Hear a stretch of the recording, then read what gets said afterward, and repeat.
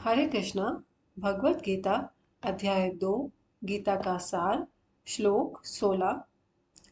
न अस्तः विद्यते भावः न अभावः विद्यते सतः उभयोः अपि दृष्टः अन्तः तु अन्योः तत्वदर्शिभिः।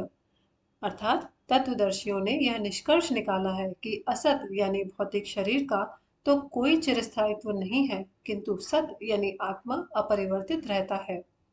उन्होंने इन दोनों की प्रकृति के अध्ययन द्वारा यह निष्कर्ष निकाला है।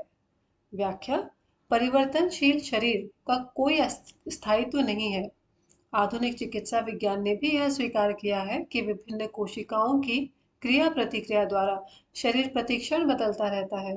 इस तरह शरीर में वृद्धि तथा वृद्धावस्था आती रहती है, किंतु शरीर तथा मन में निरंतर परिवर्तन होने पर भी आत्मा स्थायी रहती है।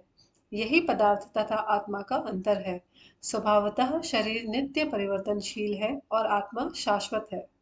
विष्णु पुराण में कहा गया है कि विष्णु तथा उनके धाम स्वयं प्रकाश से प्रकाशित हैं।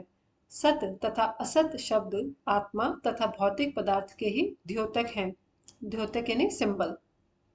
यहीं से भगवान द्वारा अज्ञान से मोहग्रस्त जीवों को उपदेश देने का शुभारंभ होता है।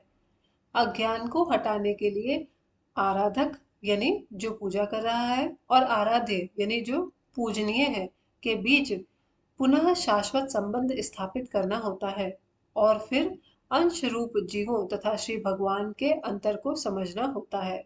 कोई भी व्यक्ति आत्मा के अध्ययन द्वारा परमेश्वर के स्वभाव को समझ सकता है। आत्मा तथा परमात्मा का अंतर अंश तथा पूर्ण के अंतर के रूप में है। वेदांत सूत्र तथा श्रीमद् भागवत में परमेश्वर को समस्त उपद्रवों यानी प्रकाश का मूल माना गया है। ऐसे उपद्रवों का अनुभव परा तथा अपरा प्राकृतिक क्रमों द्वारा किया जाता है। जीव का संबंध परा प्रकृति से है, जैसा कि 7वें अध्याय से स्पष्ट होगा। यद्यपि शक्ति तथा शक्तिमान में कोई अंतर नहीं है, किंतु शक्तिमान को परम माना जाता है और शक्ति या प्रकृति को गौण, गौण यानी छोटा। अतः सारे जीव उसी तरह परमेश्वर के सदैव अधीन रहते हैं, जिस तरह सेवक स्वामी के या शिष्य गुरु के अधीन रहता है। अज्ञान अवस्था में ऐसे स्पष्ट ज्ञान को समझ पाना असंभव है। अतः ऐसे ज्ञान को दूर करने के लिए सदा सर्वदा यानी हमेशा हमेशा के लिए जीवों को प्रबुद्ध करने हेतु भगवान भगवत गीता का उपदेश देते हैं। हरे कृष्णा।